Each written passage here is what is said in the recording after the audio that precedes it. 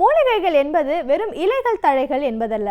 அவற்றின் பயன்பாடுகளை அறிந்து கொண்டு முறையாக பயன்படுத்தினால் பல ஆண்டுகள் நோய் இல்லாமல் வாழலாம் என்கிறார் டாக்டர் கௌதமன் அவர்கள். இன்றைக்கு எந்த மூலிகைகளின் பயன்பாடுகளை நம்மிடையே பகிர்ந்து கொள்ள வந்திருக்கிறார் என்பதை கவனிக்கலாம். நிகழ்ச்சியில் அடுத்த பகுதியாக வரவிருப்பது பல்லாண்டு வாழ்ந்திட. அன்பான கலைஞர் தொலைக்காட்சி நேயர்களுக்கு என்னுடைய இனிமையான காலை வணக்கங்கள். இன்றைக்கி நம்ம பார்க்கக்கூடிய தாவரத்துடைய பெயர் விஷ்ணு கிராந்தி அப்படின்னு சொல்லக்கூடிய ஒரு செடி வகை தாவரம் சொல்லலாம். ரொம்ப அழகான ஊதா நிறமான ப்ளூ கலர் ஃப்ளவர்ஸோடு இருக்கக்கூடிய ரொம்ப அழகான ஒரு செடி வகை தாவரம். இந்த கோடைக்காலம் முடிந்து மழை பெய்யும் போது பார்த்திங்கன்னா களிமண் பூமிகளில், மணல் பூமிகளில் ரொம்ப அழகாக படர்ந்து வளரக்கூடிய தாவரம் சொல்லி இதை சொல்லலாம். இந்த விஷ்ணு கிராந்தியை பொறுத்த வரையிலும் தீர்க்க முடியாத காய்ச்சலை தீர்க்கக்கூடிய ஒரு அருமருந்து அப்படின்னு சொல்லக்கூடிய குறிப்புகளை நம்ம பார்க்குறோம். எப்படி விஷ்ணுவின் கையில் இருக்கக்கூடிய சக்கரம் எந்த எதிரியையும் அழிக்க வல்லதோ, அதே போல் எந்த வகையான காய்ச்சலாக இருந்தாலும் சரி அந்த காய்ச்சலை நீக்கக்கூடிய சக்தி இந்த விஷ்ணு கிராந்திக்கு உண்டு அப்படிங்கிறது தான் பாரம்பரிய மருத்துவ நூல்களில் இருக்கக்கூடிய குறிப்பு. அதுலேயும் மிக குறிப்பாக பார்த்திங்கன்னா இந்த விஷ்ணு கிராந்திக்கு இருக்கக்கூடிய மிக முக்கியமான ஒரு குணம், இரத்த புற்றுநோய் அப்படின்னு சொல்லக்கூடிய லுக்கீமியா ஏற்படும் போது பார்த்திங்கன்னா அதோட ஆரம்ப நிலைமை வரும்போது அந்த நோயாளியுடைய இரத்தத்தில் அந்த இரத்த வெள்ளை அணுக்களுடைய எண்ணிக்கை மிக அதிகமாக இருப்பதை நாம் பார்க்க முடியும். அதே போல் காய்ச்சல் மிக கடுமையாக இருக்கும், எப்போ பார்த்தாலும் காய்ச்சல் இருக்கும். அந்த மாதிரி இருக்கும்போது வழக்கமாக கொடுக்கக்கூடிய காய்ச்சல் மருந்துகள் மிகப்பெரிய அளவில் பலன் அளிப்பதில்லை. அப்போ தான் டெல்லியில் இருக்கக்கூடிய எய்ம்ஸ் மருத்துவமனையும் தேசிய ஆயுர்வேத மருத்துவ நிறுவனமும் என்ன பண்ணாங்கன்னா, அந்த காய்ச்சலை குறைப்பதற்கு ஆயுர்வேத முறையில் அல்லது இயற்கை முறையில் இருக்கக்கூடிய மூலிகைகளுடைய நேரடி எக்ஸ்ட்ராக்ட்ஸ், ஹெர்பல் எக்ஸ்ட்ராக்ட்னு சொல்லக்கூடியதை சேர்த்து கொடுக்கும்போது அந்த நோயாளிகளுக்கு எந்த வகையான மாற்றம் ஏற்படுகிறது அப்படின்னு பார்க்குறதுக்காக அதை கொடுக்க ஆரம்பித்தாங்க. அதை கொடுக்க ஆரம்பிக்கும் போது பார்த்திங்கன்னா அவர்களுக்கு உடலளவில் நல்ல மாற்றம் ஏற்பட்டதை கண்டுபிடிச்சாங்க. அதன் பிறகு தான் அவங்களுக்கு தெரிய வந்தது இந்த விஷ்ணு கிராந்தி இந்த இரத்த புற்றுநோய் சம்பந்தப்பட்ட காரணிகளை கூட கட்டுப்படுத்துவதற்கு உதவுகிறது அப்படிங்கிறத இன்றைக்கு கண்டுபிடிச்சிருக்காங்க. இது ஒரு தொடர் ஆய்வு நடந்து கொண்டு இருக்கிறதுனால பார்த்திங்கன்னா அந்த ஆய்வறிக்கை வெளிவருவதற்கு கொஞ்சம் டைம் ஆகும். ஆனால் அந்த முதல் கட்ட ஆய்வு முடியும் போது அந்த சயின்ஸ் எல்லாம் ரொம்ப பாசிட்டிவாக இருந்ததுனால இன்றைக்கு என்ன பண்ணியிருக்காங்கன்னா அந்த முதல் கட்ட ஆய்வை இரண்டாம் கட்ட ஆய்வுக்கு எடுத்துகிட்டு போயிருக்காங்க. ஸோ விஷ்ணு கிராந்தி பாரம்பரிய மருத்துவத்தில் பார்த்திங்கன்னா பித்த வகையான ஜுரத்திற்கு கொடுக்கக்கூடிய ஒரு வாய்ப்பு, ஒரு முறை இருக்கிறது. அந்த பித்த வகையான ஜுரத்துக்கு கொடுக்கக்கூடிய முறை அப்படின்னு நம்ம எடுத்து பார்க்கும்போது பார்த்திங்கன்னா அதில் மிக குறிப்பாக பித்த வகையான ஜுரத்துடைய சிம்டம்ஸ் என்னென்ன இருக்கும் அப்படின்னு பார்த்தோன்னா இன்றைக்கு லுக்கீமியாவுக்கு இருக்கக்கூடிய எல்லா வகையான சிம்டம்ஸும் பார்த்திங்கன்னா அதோடு ஒத்து போகிறத நம்ம பார்க்க முடியும். காய்ச்சல் ஏற்படுவது, உடல் பருமன் குறைவது, பசியின்மை ஏற்படுவது, உடலெல்லாம் நெருப்பு போல் பற்றி எரிவது போல் காய்ச்சல் ஏற்படுவது, அங்கங்கே கண்களிலிருந்து, மூக்குகளிலிருந்து, காதிலிருந்து இரத்தம் வழிவது, இருமல் ஏற்படுவது, இருமலுக்கு பிறகு அதிசாரம் சொல்லக்கூடிய லூஸ் மோஷன் ஏற்படுவது, லூஸ் மோஷன் ஏற்படும் பிறகு உடலில் இருக்கக்கூடிய ஓட்டைகள் சொல்லக்கூடிய கண், காது, மூக்கு, வாய், அதே போல் சிறுநீர் கழிக்கக்கூடிய பகுதி அல்லது மலம் கழிக்கக்கூடிய பகுதி மூலம் ரத்தம் வெளியேறுவது, இதெல்லாம் பார்த்திங்கன்னா இன்றைக்கு இரத்த புற்றுநோயிலும் நாம் பார்க்கக்கூடிய ஒரு சிம்டம்ஸாக இருக்குது. ஸோ அந்த சிம்டம்ஸ் இருக்கக்கூடிய அந்த பித்த வகையான காய்ச்சலுக்கு நம்மளுடைய பாரம்பரிய மருத்துவத்தில் கொடுக்கக்கூடிய ஒரு மிக முக்கியமான மருந்து எதுனா அந்த விஷ்ணு கிராந்தி தான். 1 லிட்டர் தண்ணீருக்கு 20 கிராம் அளவுக்கு இந்த விஷ்ணு கிராந்தியுடைய வேரை இட்டு நன்றாக கொதிக்க வைத்து அதை 1/2 லிட்டராக குறைத்து அதை வடிகட்டி அதை காலை ஒரு முறை, மதியம் ஒரு முறை, இரவு ஒரு முறை கொடுக்க ஆரம்பிக்கும் போது காய்ச்சல் குறைவதை ஒரு 3 அல்லது 4 நாட்களிலேயே நாம் பார்க்க முடியும். அந்த அளவுக்கு பார்த்திங்கன்னா இரத்த புற்றுநோய் சம்பந்தப்பட்ட பித்த ஜுரம் சம்பந்தப்பட்ட காரணிகளுக்கு அதை குறைப்பதற்கு இன்றைக்கு இந்த விஷ்ணு கிராந்தி ஒரு மிகச்சிறந்த மருந்தாக இருக்கிறது. இந்த கோடை காலம் ஆனாலே இந்த மைக்ரேன் தலைவலின்னு சொல்லக்கூடியவர்களுக்கு ஒரு பெரிய நரக வேதனையான காலம் சொல்லலாம். காலை எழுந்திருக்கும் போது வெளிச்சமான அந்த சூரியனை அவர்கள் பார்த்த உடனேயே தலைவலி ஆரம்பிக்கும். தலைவலி நேரம் செல்ல செல்ல அதிகமாகி கொண்டே இருக்கும். ஒரு குறிப்பிட்ட நேரத்திற்கு பார்த்திங்கன்னா உலகமே சுழண்டு போவது போல தலைச்சுற்றல் ஏற்படும். அந்த மாதிரி தலைச்சுற்றல் ஏற்பட்ட பிறகு பார்த்திங்கன்னா வயிற்றிலிருந்து குமட்டி குமட்டி அவர்களுக்கு வாந்தி வர ஆரம்பிக்கும். அந்த மாதிரி வாந்தி வர வர வர பார்த்திங்கன்னா தலைவலியுடைய தாக்கம் குறையும். மாலை அல்லது இரவு நேரம் ஏற்பட்ட பிறகு தான் அந்த தலைவலி முழுமையாக குறைவதை நாம் பார்க்கலாம். இந்த மாதிரி அதிக கடினமாக இருக்கக்கூடிய மைக்ரேன் சொல்லக்கூடிய அந்த தலைவலி சம்பந்தப்பட்டவர்களுக்கு இந்த விஷ்ணுக்கிராந்தி ஒரு மிகச்சிறந்த மருந்து என்றால் மிகையாகாது.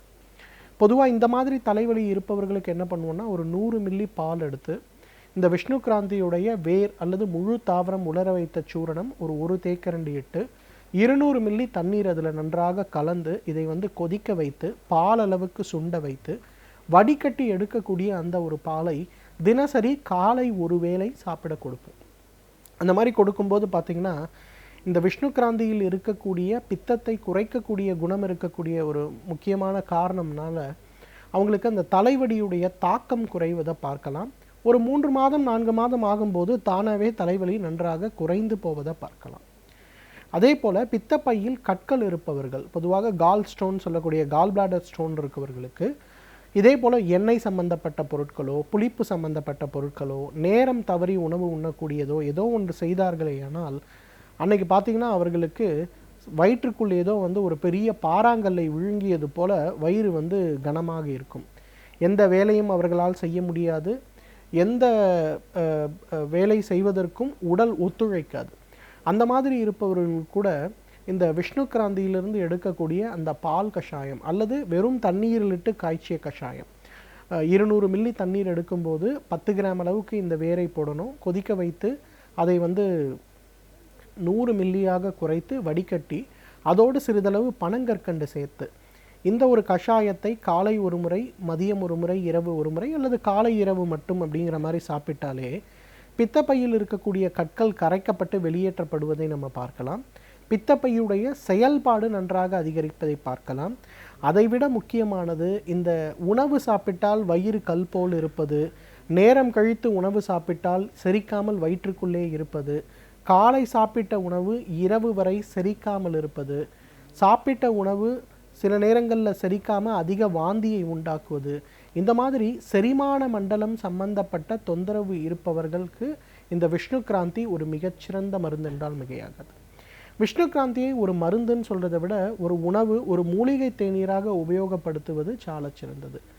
எனவே நேயர்களே, இந்த விஷ்ணுக்கிராந்தியை பொறுத்தவரையிலும் இரத்த புற்றுநோய் சம்பந்தப்பட்ட தொந்தரவுகளுக்கும் இரத்த புற்றுநோயில் ஏற்படக்கூடிய காய்ச்சலுக்கும் உடலில் அதிகமாக ஏற்படக்கூடிய பித்தப்பை சம்பந்தப்பட்ட கோளாறுகளுக்கும் அதே போல் செரிமானம் சம்பந்தப்பட்ட கோளாறுகளுக்கும் இயற்கை கொடுத்திருக்கின்ற மிகச்சிறந்த அருமருந்து. தகுந்த மருத்துவ ஆலோசனையின் பேரில் சரியான முறைப்படி இதை உபயோகப்படுத்தினோமேயானால் நம்மாலும் பல்லாண்டு காலம் ஆரோக்கியமாக வாழ்ந்திட முடியும். நாம் வாழும் சமூகம் நன்மை தீமை கலந்தவை. அவற்றை நாம் எவ்வாறு பிரித்து பார்க்க வேண்டும் என்ற சிந்தனைகளை நம்மிடையே பகிர்ந்து கொள்ள வந்திருக்கிறார் மனுஷபுத்திரன் அவர்கள். நிகழ்ச்சியில் அடுத்த பகுதியாக வரவிருப்பது தீதும் நன்றும்.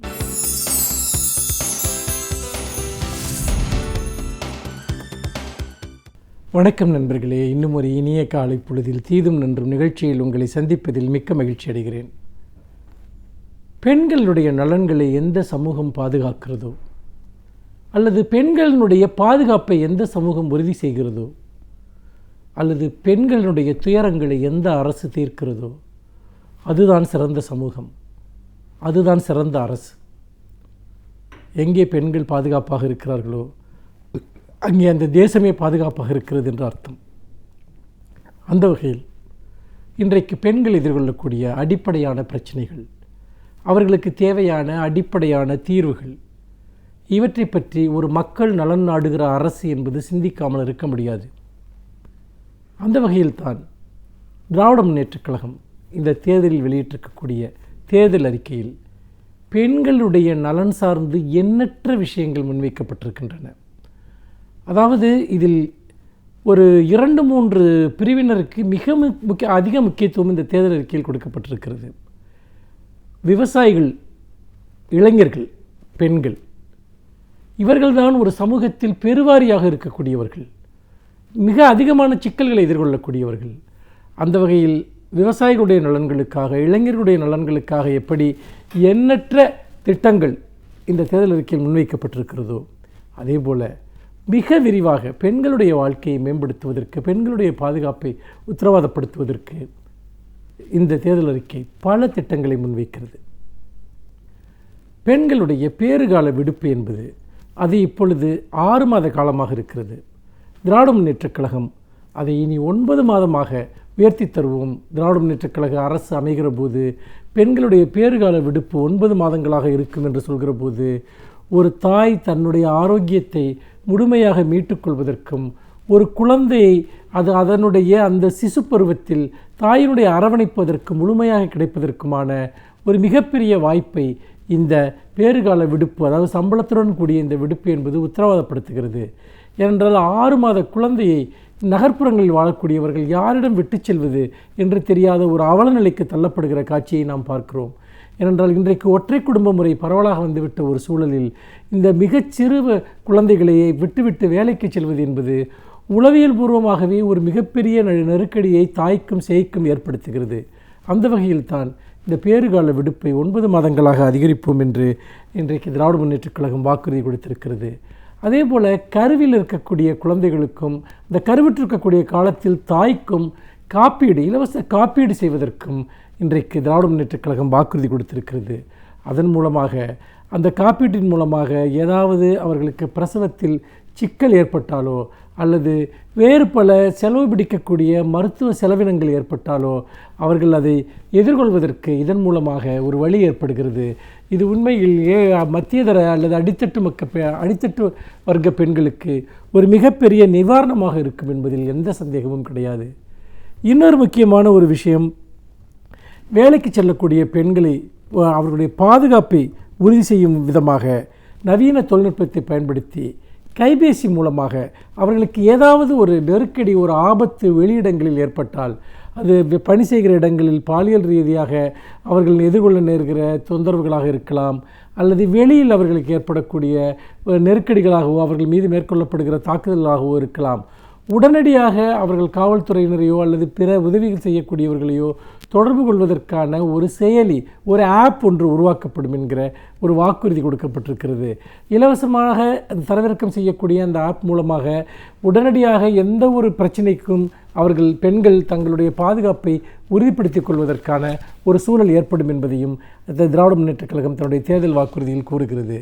அதே போல் இன்னொரு மிக முக்கியமான விஷயம், இந்த 18 வயது வரையிலான பெண்கள், அதாவது 11 வயதிலிருந்து 18 வயது வரையிலான பெண்கள் இந்த இரத்த சோகை நோயினால் பெரிய அளவிற்கு பாதிக்கப்படுவது இங்கு இருக்கிறது. என்றால் இங்கு இருக்கக்கூடிய பாலியல் ரீதியான சமத்துவமின்மை காரணமாக மிக இளம் வயதில் குழந்தைகளுக்கு, பெண் குழந்தைகளுக்கு தேவையான ஊட்டச்சத்துக்கள் கிடைக்காமல் போகின்றன. அதன் காரணமாக இந்த பதின்ம பருவத்தில், அதாவது இந்த மிகச்சிறு வயதில் அந்த பெண்கள் இரத்த சோகை நோய்க்கு ஆட்பட்டு அதன் மூலமாக பிற்காலத்தில் அவர்களுடைய உடல்நலம் பெரிதும் பாதிக்கப்படக்கூடியவர்களாக, உடல் திறனற்றவர்களாக மாறக்கூடிய ஒரு அவலம் ஏற்படுகிறது. இதை துடைப்பதற்காக அவர்கள் இங்கே பள்ளிகளில் குறிப்பிட்ட ஒரு கால இடைவெளியில் அடிக்கடி மருத்துவ முகாம்களை நடத்தி அதன் மூலமாக இரத்த சோகையினால் பாதிக்கப்பட்ட அந்த சிறுமியருக்கு உரிய சிகிச்சை அளிப்பதற்கான ஒரு ஏற்பாடுகளையும் செய்வோம் என்று திராவிட முன்னேற்றக் கழகத்தின் இந்த தேர்தல் அறிக்கை கூறுகிறது. இன்னொரு முக்கியமான பிரச்சனை, நாம் இந்த நிகழ்ச்சியிலேயே கூட அதை பற்றி பலமுறை பேசியிருக்கிறோம். அதாவது இந்த பஞ்சாலைகளில் வேலை செய்யக்கூடிய பெண்கள், இந்த சுமங்கலி திட்டம் என்றெல்லாம் சொல்வார்களே, அதுபோன்ற திட்டங்களில் கொத்தடிமைகளாக பயன்படுத்தப்படக்கூடிய, கொத்தடிமைகளாக வைக்கப்பட்டு பல்வேறு விதமான உழைப்புச் சுரண்டல்களுக்கும் பாலியல் சுரண்டல்களுக்கும் ஆட்படக்கூடிய பெண்கள், அந்த பெண்களை மீட்பதற்காக, அவர்களுக்கு பாதுகாப்பு வழங்கிட, அவர்களுடைய சட்டப்படியான உரிமைகளை பாதுகாப்பதற்கான குழுக்களை அமைத்து முறையான நடவடிக்கைகள் மேற்கொள்ளப்படும் என்கிற மிக முக்கியமான வாக்குறுதியை ஒரு நீண்ட காலமாக பல சமூக ஆர்வலர்களும் அல்லது பல உழைக்கும் வர்க்கத்தைச் சேர்ந்த பெண்களுடைய கோரிக்கையாக இருக்கக்கூடிய அந்த ஒரு வாக்குறுதியை நிறைவேற்றுவோம், பஞ்சாலைகளில் வேலை செய்யக்கூடிய பெண்களுடைய ஒரு உரிமைகளை பாதுகாப்போம் என்கிற ஒரு விஷயத்தையும் இந்த அறிக்கையில் சொல்லப்பட்டிருக்கிறது. அதே போல் விதவை பெண்கள், கைம்பெண்களினுடைய மறுவாழ்க்கைக்காக அவர்களுக்கு எதிரான இழி சொற்களை பயன்படுத்துவதை தடுப்பதில் தொடங்கி அவர்களுக்கு பொருளாதார ரீதியான பாதுகாப்பு வழங்குவது வரைக்கும் பல்வேறு விதமான ஒரு உத்தரவாதங்களை இந்த திராவிட முன்னேற்றக் கழகத்தின் தேர்தல் அறிக்கை முன்வைக்கிறது.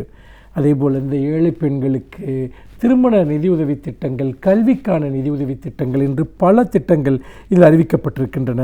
குறிப்பாக திருமண நிதியுதவி திட்டத்தில் பெரியார் ஈவேரா மணியம்மையார் நினைவு அந்த விதவை பெண்கள் மறுவாழ்வு திட்டத்தின் கீழ் அவர்களுக்கு அளிக்கக்கூடிய அந்த மறுமணம் செய்து கொள்கிற போது அளிக்கக்கூடிய 25,000 ரூபாய் உதவித்தொகை என்பது 30,000 ரூபாயாக உயர்த்தி தரப்படும் என்பதோடு அவர்களுக்கு 4 கிராம் தங்கமும் அளிக்கப்படும் என்கிற ஒரு வாக்குறுதியும் அளிக்கப்பட்டிருக்கிறது.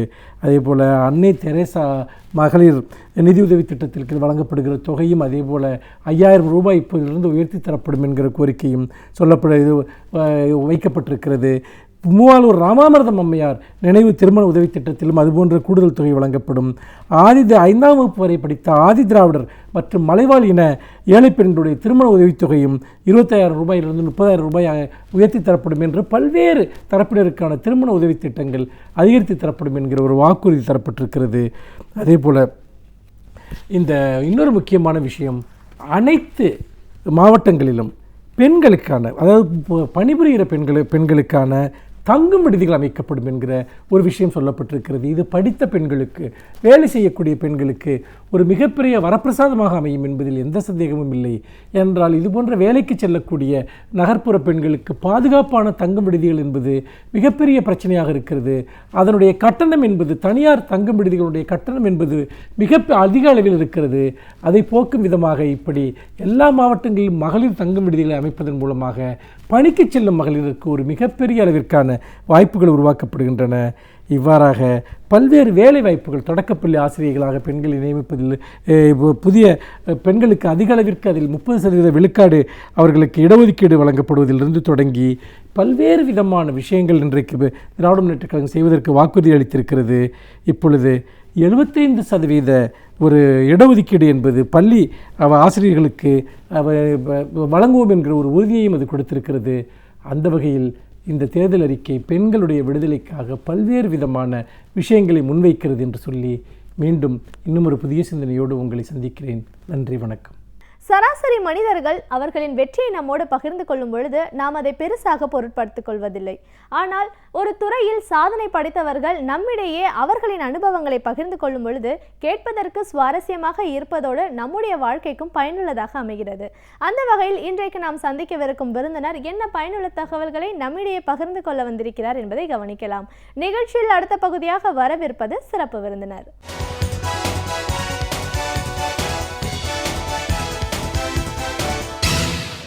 வணக்கம் நேயர்களே, விடியலை வா நிகழ்ச்சியின் சிறப்பு விருந்தினருக்கான நேரம் இது. இன்றைய சிறப்பு விருந்தினர் விவசாய தொழிலாளர்கள் கட்சி தலைவர் திரு பொன்குமார் அவர்கள். அமைப்பு சாரா தொழிலாளர்கள் அப்படிங்கிறவங்க யாரு, அவங்களோட தேவைகள் என்னவா இருக்கு, ஒரு அரசிடம் இருந்து அமைப்பு சாரா தொழிலாளர்கள் என்ன எதிர்பார்க்கிறாங்க, திமுக தலைவர் கலைஞர் அவருடைய ஆட்சி காலத்துல அமைப்பு சாரா தொழிலாளர்களோட நிலைப்பாடு எப்படி இருந்துச்சு, இந்த 4.5 ஆண்டு கால அதிமுக ஆட்சியில இருக்கிற நிலைப்பாடு என்னன்னு பல விஷயங்களை நாம் அவர்கிட்ட கேட்டு தெரிஞ்சுக்கலாம். விவசாயிகள் தொழிலாளர்கள் கட்சி தலைவராகவும் கட்டுமான தொழிலாளர்கள் நல வாரியத்தோட முன்னாள் தலைவர் அப்படிங்கிற முறையில் எங்கள் நிகழ்ச்சிக்கு உங்களை முதல்ல வரவேற்கிறோம் சார். விவசாயிகள் அப்படின்னு நம்ம சொல்லும்போது இந்தியா விவசாயம் சார்ந்த நாடு, விவசாயிகள் தான் முதுகெலும்பு அப்படின்னு சொல்லும்போது இன்னைக்கு விவசாயிகளோட நிலைப்பாடு அப்படின்னு பார்த்தா அது ஒரு பெரிய கேள்விக்குறியா இருக்கிற மாதிரியா இருக்கு. எந்த விதமான சலுகைகளும் அரசிடமிருந்து அவங்களுக்கு முறையாக கிடைக்கிறது இல்லை. தண்ணிக்கு தட்டுப்பாடு, மின்சாரம் சரியான முறையில் இல்லை. ஸோ விவசாயிகள் எல்லாம் அந்த வேலையை விட்டுட்டு அடுத்த சந்தையினர் இந்த தொழிலையே ஈடுபடக்கூடாது, வேறு ஒரு நிலைக்கு மாறணும் அப்படின்ற ஒரு போக்கு இன்னைக்கு ரொம்ப அதிகமாக விவசாயிகள் மத்தியில் இருக்கிறத பார்க்குறோம். அமைப்பு சாரா தொழில் அப்படின்னு வரும்போது விவசாயமும் அமைப்பு சாரா தொழிலில் ஒன்று தான், கட்டுமான தொழிலும் அப்படிதான். இந்த மாதிரி அமைப்பு சாரா தொழிலில் இருக்கிறவங்களோட நிலைப்பாடு என்ன, அவங்களோட தேவைகள் என்னவா இருக்கு, ஒரு அரசிடம் இருந்து அவங்களோட அடிப்படை எதிர்பார்ப்பு என்ன, அதை கூட பூர்த்தி செய்ய முடியாத ஒரு நிலையில தான் இன்னைக்கு இருக்கிற அரசாங்கம் செயல்பட்டு இருக்கு. அப்படின்னும் போது இந்த நல வாரியம் எந்த காலகட்டத்தில் ரொம்ப முழுமையா செயல்பட்டுச்சு, இதுக்காக தலைவர் கலைஞர் அவர்கள் செய்த தொண்டுன்னு நிறைய விஷயங்கள்ல உங்ககிட்ட இருந்து நாங்க எதிர்பார்க்கிறோம் சார். நேயர்களுக்கு தெரிய வேண்டிய ஒரு கட்டாயமான சூழல்ல நம்ம இன்னைக்கு இருக்கோம். விவசாய தொழிலாளர்கள் கட்சி தலைவர் அப்படிங்கிற முறையிலையும், அமைப்பு சாரா தொழிலாளர்களோட நல வாரியம் அதிலெல்லாம் முன்னாள் தலைவரா இருந்திருக்கீங்க அப்படிங்கிற முறையிலையும், அமைப்பு சாரா தொழிலாளர்களுக்கென்று ஒரு தனி நல வாரியம் அவசியமான ஒண்ணா, அதன் மூலமா அவங்களுக்கு என்ன கிடைக்குது? தொடக்கத்தில் நீங்கள் வந்து ஒரு நல்ல செய்தியை சொன்னீங்க. விவசாயிகளுடைய வாழ்வாதாரம் இன்றைக்கு எப்படி இருக்கிறது? இந்தியா என்பது அதிக அளவில் கிராமப்புறங்களை கொண்ட ஒரு நாடு. அதிக அளவில் நிலப்பரப்பு, அதிக அளவில் மக்கள் தொகை. ஸோ கிராமங்கள் அதிகமாக இருக்கிற காரணத்தினால் கிராமத்தில் இருக்கிற மக்களுக்கு வாழ்வாதார தொழிலாக விவசாயம் இருந்தது. ஸோ நல்லா இருந்தது. ஒரு காலத்தில் இந்த நாட்டுடைய வருமானம் என்பதே விவசாயம் சார்ந்த வருமானமாக இருந்தது. இப்போ தான் சேவை சார்ந்த வருமானம், தொழிலில் அது மாற்றி ஆயிடுச்சு. அப்போ விவசாயம் சார்ந்த வருமானமாக இருக்கிற பொழுது மக்களுக்கான வேலை வாய்ப்புகள், அவங்களுடைய பொருளாதார வளர்ச்சிக்கு ஒரு வாய்ப்பாக அமைஞ்சுதுங்க. தெரிந்தோ தெரியாமலோ அண்மை காலமாக ஆட்சிக்கு வருபவர்கள் எல்லாம் ஒரு 100 விவசாயிகளுடைய இடத்தை எடுத்து ஒரு முதலாளிக்கு கொடுத்து அதில் ஒரு ஃபேக்ட்ரியை தொடங்கி ஒரு 500 பேருக்கு வேலை கொடுத்தா அதனால் முடிஞ்சு போச்சு, பொருளாதாரம் வந்துடுதுன்னு நினைக்கிறாங்களே தவிர, அதனால் ஒரு 2-3 கிராமமே அழிஞ்சு போகுது, அவங்களுடைய வாழ்வாதாரத்தை இழந்து நிற்கிறாங்க என்பதை கணக்கில் கொள்வது கிடையாது. மண்ணுக்கேற்ப விதை விதைக்கணும். நம்ம நாடு விவசாயம் சார்ந்த நாடு, கிராம நாடு என்கிற பொழுது அதற்கு ஏற்ற மாதிரியான திட்டங்களும் தொழில் வடிவமும் கொடுக்கணும். ஸோ அதற்கு மத்திய அரசு இதுவரையில் தவறி இருக்கிறது என்பது தான் என்னுடைய கணிப்பு. இந்த நாடு விடுதலை பெறுவதற்கு முன்பு மிகப்பெரிய ஒரு பஞ்சம் வந்தது, தக்கான பஞ்சம்னு பேர். சாப்பாட்டுக்கு வழி இல்லாமல் லட்சக்கணக்கான பேர் மடிந்திருக்கிறார். அப்போ தான் நாம் அதன் பிறகு தொடர்ந்து வந்த பஞ்சம் காரணமாகத்தான் நாம் அமெரிக்காவிலேருந்து கோதுமை, ரஷ்யாவிலேருந்து கோதுமை இறக்குமதி பண்ணோம், பர்மாவிலேருந்து அரிசி இறக்குமதி பண்ணோம், பால் பவுடர்லாம் இறக்குமதி பண்ணோம். அதன் பிறகு கொஞ்சம் அரசு விழித்து கொண்டு ஒரு பசுமை புரட்சி திட்டத்தை அறிவித்து எந்த நாடு இறக்குமதி பண்ணதோ, எந்த பொருளை எந்த நாடு இறக்குமதி செய்ததோ அதே நாடு அதே பொருளை ஏற்றுமதி செய்யக்கூடிய அளவிற்கு விவசாய உற்பத்தி பெருகியது. அப்போது விவசாய உற்பத்தியை பெருக்கக்கூடிய அளவிற்கு மக்கள் பலமும் மண் வளமும் இந்த நாட்டில் இருக்கிற பொழுது அதற்கு ஏற்ப திட்டங்களை தீட்டாமல் அதிலிருந்து வழி தவறி போனதுடைய விளைவு கிராமங்கள் இன்றைக்கு வாழ்வாதாரத்தை இழந்து நிற்கிறது. அதனுடைய விளைவு என்னாச்சுங்க?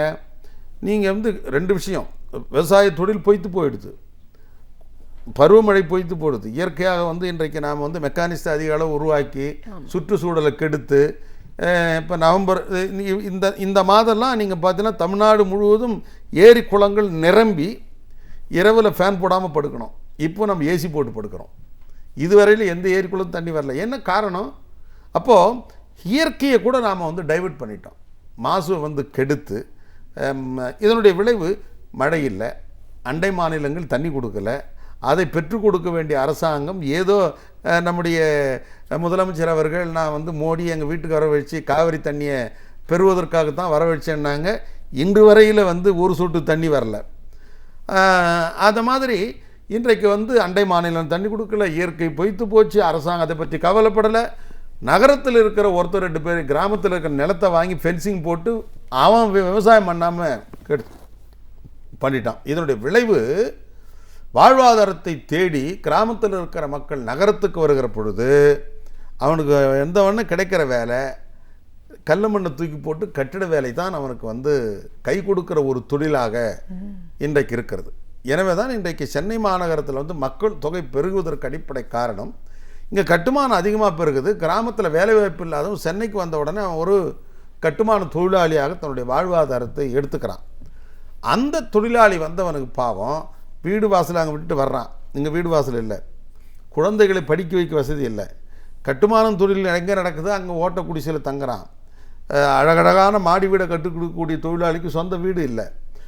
10 மாடி 5 மாடியில் வேலை செய்கிறான், கீழே விழுந்தால் இறந்து போகிறான், அவனுக்கு பாதுகாப்பு இல்லை. ஸோ இந்த மாதிரியான பிரச்சனைகளுக்கு இதுக்கு ஒரு வடிவகம் காண வேண்டும் என்று தான் வந்து இப்போ இந்த சங்கத்தை நான் வந்து கட்டுமான தொழிலாளருக்காக ஒரு சங்கத்தை தமிழ்நாட்டில் முதல்ல நான் தான் தொடங்கினேன். 79 பச்சையப்பன் கல்லூரியில் பட்டப்படிப்பை முடித்து விட்டு வெளியே வந்து இந்த கன்ஸ்ட்ரக்ஷன் இண்டஸ்ட்ரியை நம்ம கற்றுக்கணும், கான்ட்ராக்ட் தொழில் செய்யணும்னு ஒரு ஆர்பரில் என்னுடைய நண்பருடைய வேலையில் போய் பார்க்குற போது ஒரு விபத்து ஏற்பட்டு ஒரு இளைஞன் செத்து போகிறான். அவனுடைய விதவை தாயும் திருமணமாக வேண்டிய நிலையில் இருக்கிற 3 சகோதரிகளும் அன்னைக்கு வடித்த கண்ணீர் தான் இந்த அமைப்பு தொடங்குவதற்கு காரணமாக இருந்தது. தொடங்கி போராடி அதனுடைய விளைவாக கட்டுமான தொழிலாளருக்கு இன்றைக்கு வாரியம் வந்திருக்கிறது. அந்த வாரியத்தை மையப்படுத்தி அதில் கட்டுமான தொழிலாளி ஒருத்தர் வந்து அதில் பதிவு செய்து கொண்டால் அவருக்கு விபத்தில் இறந்து போனால் இன்றைக்கு வந்து பணம் கிடைக்குது. இயற்கையாக இருந்தால் பணம், பிள்ளைகள் படிப்பதற்கு பணம், திருமணத்திற்கு பணம், கல்விக்கு பணம், 60 வயதானால் ஓய்வூதியம், இவ்வளவு நலத்திட்டங்கள் வந்து இன்றைக்கு வந்து ஓரளவுக்கு அந்த தொழிலாளிக்கு பாதுகாப்பு. அந்த வாரியத்துக்கு பிறகு கடந்த முறை திமுக ஆட்சியின் பொழுது தான் கலைஞர் அவர்கள் கட்டுமான தொழிலாளிக்கு மட்டும் வாரியம் இருக்க, இதை போன்ற அமைப்பு சாரா தொழிலாளர் கோடிக்கணக்கில் இருக்கிறார்களே அவர்களையும் கை தூக்கி விடணும்னு நினச்சிங்க 16 வகையான வாரியங்களை அமைச்சார். விவசாய தொழிலாளிக்கு வாரியம், நெசவு தொழிலாளிக்கு வாரியம், ஆட்டோ ஓட்டுபவர்களுக்கு வாரியம், சவர தொழிலாளிக்கு வாரியம், சலவை தொழிலாளிக்கு வாரியம், நடைபாதை வியாபாரிகளுக்கு வாரியம், கோவில் பூசாரிகளுக்கு வாரியம், சமையல் கலைஞர்களுக்கு வாரியம். இப்படி பார்த்து அரவாணிகள், நீங்கள்லாம் பார்த்தீங்கன்னா ஒரு காலத்தில் அரவாணிகளை பெற்றோர்கள் கைவிட்டுறாங்க. அவன் அரவாணியாக பிறந்தது அவனுடைய குறையா? அப்பா அம்மா செய்த பாவன் வேணுமானு சொல்லலாம். அப்போது பாதுகாக்க வேண்டிய தாய் தந்தையை அது அவமானமாக கருதி வெளியேறோம். சமுதாயம் அவர்களை ஒரு கேலி பொருளாக பார்த்தார்கள். ஆட்சியாளர் அவர்கள் மீது அக்கறை செலுத்தவில்லை. இந்த நிலையில் அரவாணிகளை வந்து நீங்கள் வந்து அவர்களை இந்த தத்தெடுத்து அவர்களுக்கு வாரி அமைத்து ஒரு அங்கீகாரத்தை கொடுத்து அவர்களுக்கு ஒரு அருமையான பெயரை, திருநங்கைகள் என்கிற பெயரை சூட்டி அவர்களுக்கு ஒரு வாரியம் அமைத்து கொடுத்தவர் கலைஞர். அதாவதுங்க, ஒரு முதலமைச்சர், ஒரு அரசாங்கம் வந்து ஒரு எடுத்துக்காட்டான அரசாங்கம்னா என்ன? ஏற்கனவே இருக்கிற திட்டத்தை வந்து நான் 10 பள்ளிக்கூடம் இருந்ததை நான் 20 ஆக்கணுன்றது திட்டம் கிடையாது. 10 தொழிற்சாலையே 15 ஆக்கணுன்ற திட்டம் கிடையாது. இல்லாத ஒன்றை தேடி பிடித்து அதில் திட்டத்தை தீட்டி நடைமுறைப்படுத்துகிற பொழுது தான் நீ எடுத்துக்காட்டான முதலமைச்சர், ஒரு திறமைசாலி. அப்போ கலைஞர் அவர்களை அரவாணிகளை கண்டுபிடிச்சார், அவர்களுக்கு ஒரு பேரை வச்சார், வாரியம் அமைத்து கொடுத்தார். இப்படி பார்த்து கொடுத்த அந்த வாரியம் அந்த மக்கள் பொதுவாக வந்து மாற்ற வேண்டும் விரும்பினாங்க. இவ்வளவு செய்த கலைஞருக்கு 2011 வாய்ப்பு கொடுக்கல, அதிமுக வாய்ப்பு கொடுத்தாங்க. என்னாச்சு? இன்னைக்கு அந்த வாரியங்கள் எல்லாம் அடியோடு முடங்கி போய்விட்டு. நிச்சயமா சார். இப்போ இந்த வாரியங்கள் பற்றி நம்ம பேசும்போது இதை உருவாக்கி கொடுத்தவர் தலைவர் கலைஞர் அப்படின்னீங்க. அவரோட ஆட்சி காலத்தில் இது முழுமையாக உருவாக்கப்பட்டதுன்னா அந்த காலகட்டத்தில் இதோட செயல்பாடுகள் எப்படி இருந்தது? அமைப்பு சாரா தொழிலாளர்கள் ஒவ்வொருத்தரும் எந்த அளவுக்கு அவங்களோட எதிர்பார்ப்புகளை முழுமையாக பூர்த்தி செஞ்சுக்கிட்டாங்க? நல்ல சரியான கேள்வி. அதாவது அமைப்பு சாரா தொழிலாளர்னா மாத சம்பளம் வாங்காதவங்க, மாதம் முழுவதும் வேலை இல்லை, வேலைக்கு உத்தரவாதம் இல்லாதவர்கள். அமைப்பு சாராதவர்னா சங்கம் வைத்துக் கொள்ள முடியாதவர்கள். ஏன்னா ஒரு இடத்துல அவங்க வேலை செய்ய மாட்டாங்க, இடம் விட்டு இடம் புலம்பெயரக்கூடியவர்கள். ஸோ அது இவங்க வந்து பார்த்தீங்கன்னா உடல் உழைப்பு தொழிலாளி, படிப்பறிவு விழிப்புணர்வு இல்லாதவர்கள். இவங்க வாரியத்தில் போய் பதிவு செய்து கொள்வதற்கு விண்ணப்பத்தை கூட பூர்த்தி செய்ய முடியாது. அதனால தான் கலைஞர் இருக்கிற பொழுது அவங்க சார்பில் தொழிற்சங்க தலைவர்கள் அந்த வேலையை பாருங்கள், அவங்க வேலையை பார்க்கட்டும். அப்போது ஒரு தொழிலாளி வேலைக்கு போனால் அந்தந்த தொழிற்சங்க தலைவர்கள் அவங்க சார்பில் விண்ணப்பத்தை ஃபில்லப் பண்ணி எடுத்து போய் வாரியத்தில் கொடுத்து அட்டையை வாங்கி வந்து அந்த வீட்டுக்கு கொடுத்தோம். இப்போ இந்த ஆட்சி மாற்றத்துக்கு பிறகு ஜெயலலிதா அரசாங்கம் என்ன பண்ணிட்டுதுன்னா, தொழிற்சங்க தலைவர்கள் வரக்கூடாது, தொழிலாளியே நேராக வரணும். காஞ்சிபுரத்தில் வாரிய அலுவலகம், காஞ்சிபுரம் எல்லை என்பது திண்டிவனம் வரையும் இருக்குது.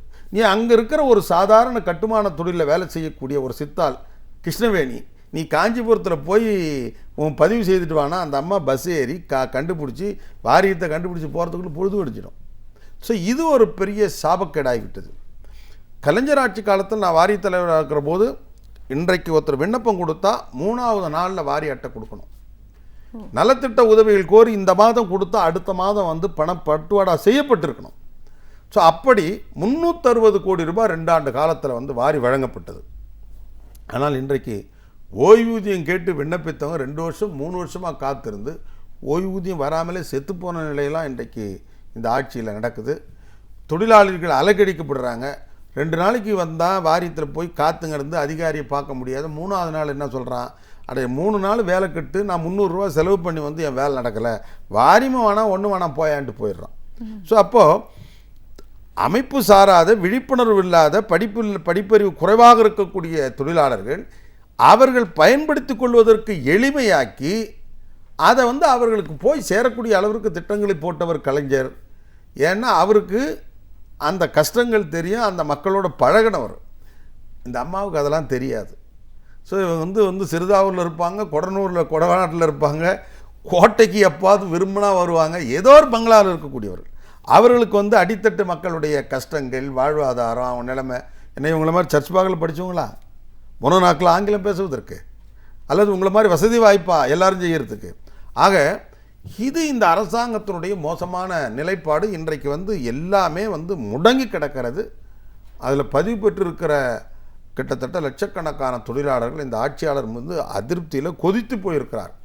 ஸோ அதெல்லாம் வந்து இன்றைக்கு வீணாக போயிருக்கு. நீ என்ன சொல்ல போனால் கட்டுமான தொழிலாளர் வாரியத்தில் கிட்டத்தட்ட 1000 கோடி ரூபாய் அளவுக்கு இன்றைக்கு பணம் இருக்கிறது. இது அரசு கொடுத்த பணம் இல்லை. தமிழ்நாட்டில் எங்கே கட்டடம் கட்டினாலும் பிளான் சேங்ஷன் வாங்கிறதுக்கு முன்னாடி அந்த தொழிலாளருடைய நலனுக்காக 0.1% தொகையை டிடியாக கட்டினா தான் பிளானை சேங்ஷன் பண்ணணும். அந்த மாதிரி வர்ற தொகை இன்றைக்கு 1000 கோடி ரூபாய் அளவுக்கு இருக்கிறது. என்ன திட்டங்கள் கொடுத்துருக்கீங்க? உச்சநீதிமன்றம் கேட்குது, தமிழ்நாட்டுக்கு பெனால்ட்டி போட்டுது, ஏன் நீங்கள் வந்து சரியாக நடத்தலைன்னு. போர்டு மீட்டிங் ஒரு வாரியம் இருந்தால் அதுக்கு சேர்மன் போடணும். இதுவரையில் எந்த வாரியத்துக்கு 4.5 ஆண்டு காலத்தில் ஒரு சேர்மனை போடலை. போர்டு மெம்பரை நியமனம் பண்ணல, வாரிய உறுப்பினர் நியமிக்கணும், 3 மாதத்துக்கு ஒரு தடவை கூட்டம் நடத்தணும், வாரியத்தினுடைய பிரச்சனைகளை கலந்தாய்வு பண்ணணும். இப்போ எல்லாம் போராடி இப்போ ஒரு 6 மாதத்துக்கு முன்னாடி கட்டுமான வாரியத்துக்கு மட்டும் மெம்பர் போட்டாங்க, சேர்மன் இல்லை. இந்த மெம்பர் மொத்தம் இதுவரையில் வரலாறு காணாத அளவுக்கு மொத்த பேரும் அதிமுகவை சேர்ந்தவர். எப்போ போட்டாலுமே வந்து எல்லா கட்சிகளுக்கும் பல தொழிற்சங்கங்களுக்கான வாய்ப்பு கொடுக்குற பொழுது தான் அரசாங்கத்தினுடைய குறைகளை அட்லீஸ்ட் போர்டில் வந்து சுட்டி காட்ட முடியும். ஸோ எந்த விதமான பணியும் நடைபெறாமல் ஒட்டுமொத்தமாக இன்றைக்கு முடங்கி கிடக்கிறது. தொழிலாளர்கள் அப்படிங்கிற எடுத்துக்கிறோம் சார். இன்னைக்கு பல தொழிலாளர்கள் பல துறையில் இருக்கிறவங்க வீதியில் இறங்கி போராட்டம் நடத்துறதை நம்ம பார்க்குறோம். அமைப்பு ரீதியான போராட்டங்களும் நிறைய நடக்கிறத பார்க்குறோம். அமைப்பு சாரா பல தொழில்களில் இருக்கிறவங்களும் அவங்களோட அடிப்படை தேவைக்காகவே போராட்டம். இந்த போராட்டகரமான சூழலை ஒரு முன்னாள் தலைவர் அப்படிங்கிற முறையில் நீங்கள் எப்படி பார்க்குறீங்க சார்? இது ஏன் நடக்குது? அதாவதுங்க, போராட்டம் என்பது ஜனநாயகம் அனுமதித்த வழிகளில் ஒன்று தான். நீங்கள் போராடுறது ஒரு மக்கள், ஒரு தொழிலாளர்கள் அல்லது ஒரு பிரிவினர் தன்னுடைய தேவையை பெறுவதற்கு பல்வேறு முயற்சிகள் இருக்கிறாங்க. ஒன்று கோரிக்கை மனு கொடுக்கறது, வாதாடி பார்க்கறது, உண்ணாவிரதம் உட்கார்றது, போராடுறது, சிறைக்கு போகிறதெல்லாம் அதனுடைய பரிணாமங்கள். இதெல்லாம் ஆட்சியாளருடைய கவனத்துக்கு ஈர்ப்பதற்காக ஜனநாயகம் அனுமதித்த முறை. ஆனால் இன்றைக்கு அது யாரோ ஒருத்தர் தான் போராட்டம் நடக்கும். இப்போ திமுக ஆட்சி காலத்தில் எங்கேயாவது போராட்டம் நடந்தால் அடுத்த வினாடி அந்த சம்பந்தப்பட்ட துறை அமைச்சரோ அல்லது முதலமைச்சரோ அதை கூப்பிட்டு பேசுவாங்க. நான் சேர்மனாக இருக்கிற போதுங்க ஒரு உதாரணம் சொல்கிறேன். கன்னியாகுமரி மாவட்டத்தில் சிஐடிக்காரங்க ஒரு 25 பேர் போராடினாங்க. அது சென்னையில் தினமலர் பேப்பரில் வந்தது. ஒரு நாள் காலையில் எனக்கு வந்து எங்கள் செக்ரட்டரி அழகேசன் வந்து எனக்கு ஃபோன் பண்ணி சிஎம் ஆஃபீஸிலேருந்து கன்னியாகுமரியில் போராட்ட சம்பந்தமாக ரிப்போர்ட் கேட்குறாங்கன்னாரு. நான் உடனே சொன்னேன், அந்த எல்ஓ கூப்பிட்டு கேளுங்க, என்ன நடந்துன்னு கேட்டு நீங்கள் ரிப்போர்ட்டை கொடுங்கன்னு. அப்புறம் அங்கே கேட்டதில் ஒன்றும் இல்லைங்க, சாதாரணமாக அவங்க வந்து நிதிகளை உயர்த்தி கொடுக்கணும் அப்படின்னு கேட்டு ஒரு 25 பேர் போராடினாங்கன்னா அது அப்படியே சிஎம் ஆஃபீஸுக்கு அனுப்புங்கன்னா அனுப்புனார். இது எதை காட்டுதுன்னா, எங்கோ ஒரு இடத்துல ஒரு 20 பேர் நடத்தின போராட்டம் ஒரு நாளேடுல வந்த உடனே ஒரு முதலமைச்சரை சம்பந்தமாக அறிக்கை கேட்டால் இப்போ செக்ரட்டரி நானும் என்ன நினைப்போம், இது வந்தால் முதலமைச்சர் வந்து தப்பாக நினச்சிடுவார், இப்போ அதை வந்து இல்லாமல் பார்த்துன்னு நினைக்கிறேன்ல. இன்றைக்கு எவ்வளோ போராட்டம் நடக்குது. இந்த அரசாங்கம் யாரை கூப்பிட்டு பேசுது? பாவம் வந்து மாற்றுத்திறனாளிகள் போராடுறான். கண் இல்லாதவனை நந்தனத்திலேருந்து என்ன அடித்து தரன்னு எடுத்து போய் வண்டியில் ஏற்றி கண் தெரியாதவர்களை கண்ணுக்கெட்டாத தூரத்தில் போட்டு வரக்கூடிய கபோதிகளாக இருந்தால் என்ன சொல்லுவீங்க? யார் போராட்டம் பண்ணுறான், எந்த போராட்டத்தை முதலமைச்சர் அழைத்து பேசினார், யாருக்காக எந்த அமைச்சர்கள் அழைத்து பேசியிருக்காங்க, எந்த பிரச்சனை தீர்வு காணப்பட்டிருக்கிறது. நான் தான் பலமுறை சொல்லுவேன், அண்ணா அவர்கள் முதல்ல களத்தில் தேர்தல் நிற்கிறார், காமராஜரை எதிர்த்து களத்தில் நிற்கிறாரு. அப்போ வந்து திமுக வெற்றி பெறக்கூடிய நிலை இருக்கிறது. அப்போ அந்த தேர்தல் போது கொஞ்சம் தமிழ் பற்றாளராக இருக்கிற காரணத்தினால ஆசிரியர்களெல்லாம் கொஞ்சம் டிஎம்கே சப்போர்ட்டாக இருந்திருக்காங்க. காமராஜர் பிரச்சாரம் பண்ணுற போது சொல்லியிருக்காரு, 30 ரூபா சம்பளத்தை நான் 90 ரூபாயாக உயர்த்தினேன், ஆனால் வாத்தியார்கள்லாம் அண்ணா பின்னால் போயிட்டாங்கன்னு பிரச்சாரத்தை சொல்லியிருக்காரு. தேர்தல் முடிஞ்சது, முதலமைச்சராக அண்ணா வந்துடுறாரு. வாத்தியார்கள் தொழிற்சங்கம் வந்து எங்கள் கோரிக்கைகள்லாம் நீங்கள் வந்து ஏற்றுக்கணும் போது அண்ணா சொன்னாராம், ஏற்கனவே காமராஜர் வந்து பெருந்தலைவர் இப்படி சொல்லிங்கிறாரு, என் கூட வந்துட்டீங்கன்னு, நான் இப்போ உங்கள் கோரிக்கையை நான் நிறைவேற்றேன்னா அது உண்மைன்னு ஆகிடும், அதனால் நீங்கள் என்னை எதிர்த்து போராடுங்க. யார்?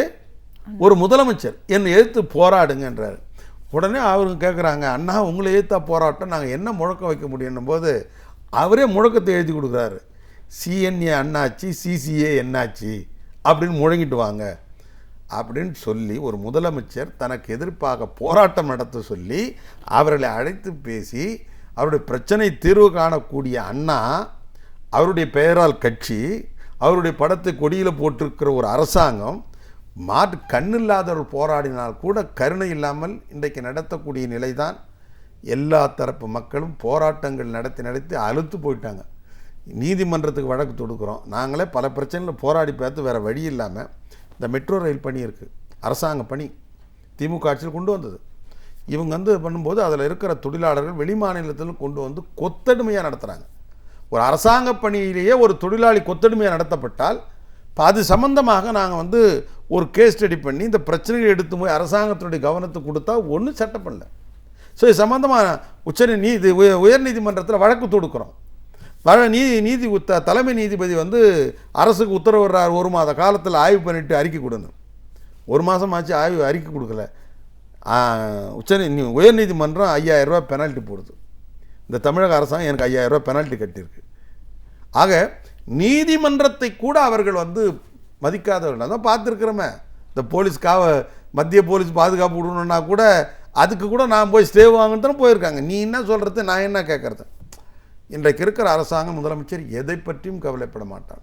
தன்னை தவிர வேறு யாரும் இந்த நாட்டில் பெரிய ஆள் கிடையாது. கூட அதிகாரம் இருக்கிறது, பணம் இருக்கிறது, நான் வந்து ஆட்சி திருப்பும் விலைக்கு வாங்கி விடுவேன் என்கிற ஆணவம், அது வந்து எல்லா காலங்களிலும் எல்லாம் வெற்றி பெறாது.